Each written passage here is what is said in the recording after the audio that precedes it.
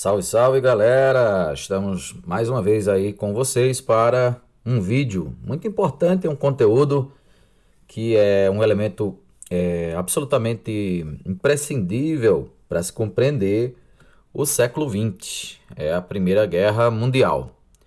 Bom, nesses tópicos aqui que nós estamos dando destaque, você pode dar uma acompanhada aí visualizando, percebemos alguns pontos cruciais no que diz respeito aos antecedentes, quer dizer, os elementos que estavam, as coisas, os acontecimentos, né, que estavam acontecendo, que estavam ocorrendo entre o final do século XIX e o começo do século XX, que foram determinantes para a eclosão da Primeira Guerra Mundial. A gente chama essa fase, do ponto de vista econômico, de Belle Époque, como você vê esse nome aqui, ó, dura de 1871 a 1914, que é um período de grande prosperidade, grande progresso tecnológico, bonança no plano econômico, desemprego baixo, inflação controlada.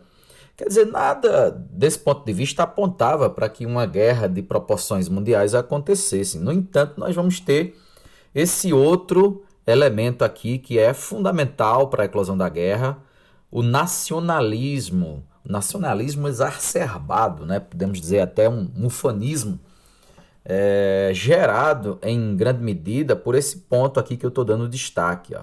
As disputas por mercados consumidores fornecedores de matéria-prima advindos exatamente do advento do imperialismo, né?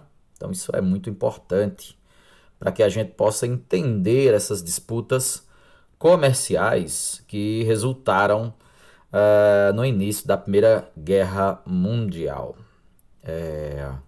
Bom, chama a atenção aqui para outros elementos, como a questão das rivalidades aqui envolvendo de um lado a Inglaterra, a França, de um outro lado a Alemanha, o Império Austro-Húngaro, até o momento em que se formaram duas grandes alianças de cunho militar, na chamada Tríplice Entente e também a Tríplice Aliança. Isso já em 1905, no comecinho do século XX.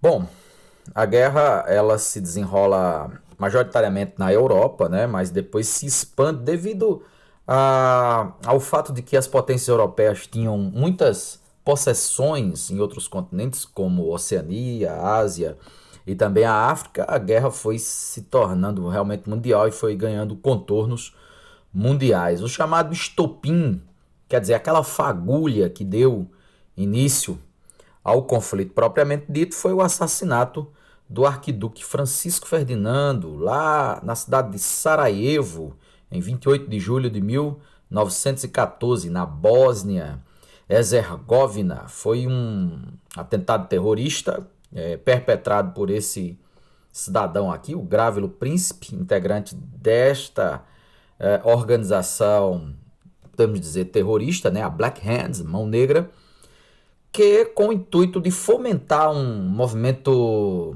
de separação do Império Austro-Húngaro, formação da Grande Sérvia, acabaram sendo também estimulados, né, pela Rússia. Aliás, foi isso que desencadeou o conflito, um atrito inicial entre o Império Austro-Húngaro e o Império Russo. Esse fato está diretamente ligado à eclosão da guerra. Esse era o Francisco Ferdinando, né, que foi assassinado em 28 de julho de 1914, e esse era o Grávelo Príncipe, tuberculoso naquela ocasião. Durou mais uns 2 anos na cadeia, depois acabou falecendo de tuberculose no cárcere. Essa gravura imortalizada aqui nessa pintura, ela exatamente retrata o momento do assassinato, quando Ferdinando fazia um desfile em carro aberto pelas ruas de Sarajevo, exatamente querendo mostrar-se um futuro monarca, né, aberto ao diálogo, à conciliação. Acabou pagando com a vida, já que o Império Austro-Húngaro era uma verdadeira colcha de retalhos, né, cheio de povos e etnias que pretendiam a separação e a independência. Bom, essas são as três fases da guerra, né? A primeira fase que a gente chama de guerra de movimento, guerra de enfrentamento. Em seguida, a guerra de trincheiras.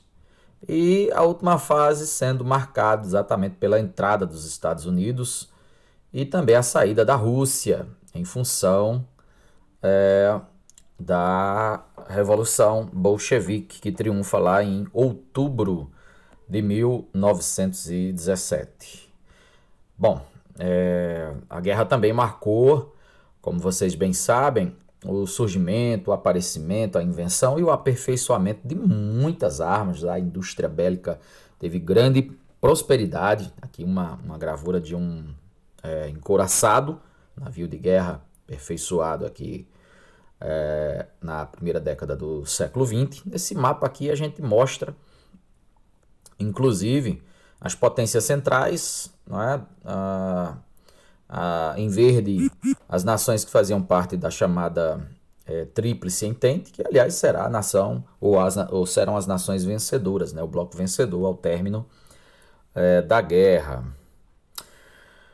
Bom, então, para refrescar a memória de vocês e para também relembrá-los desse importante conteúdo, era isso que eu tinha para trazer hoje acerca desse assunto. Só para fechar, quero mostrar também aqui a participação, a discreta participação do Brasil na guerra, né? O presidente na época era o Venceslau Braz. E acabamos entrando nesse conflito por, digamos, influência, né, dos Estados Unidos da América. Tivemos uma participação bastante discreta, enviando corpo médico, fazendo um patrulhamento do Atlântico Norte, sem grande destaque, né, diferentemente do que vai acontecer lá na Segunda Guerra Mundial, décadas depois. Esse mapinha, a Europa depois da Primeira Guerra Mundial, ele vai nos mostrar uma questão importante também, né? A própria Alemanha, no seu território europeu, teve geograficamente falando, né, teve seu território tolhido, diminuído, foi criado o chamado corredor polonês, como você pode constatar aqui nesse destaque, nesse zoom que eu estou dando. Fato este que será utilizado posteriormente, já com o nazismo no poder, como um elemento de revanche e de estímulo para uma resposta dos alemães que, infelizmente, resultará numa guerra de proporções ainda maiores que a Segunda Guerra Mundial. Então, valeu a todos, fiquem com Deus e um abraço.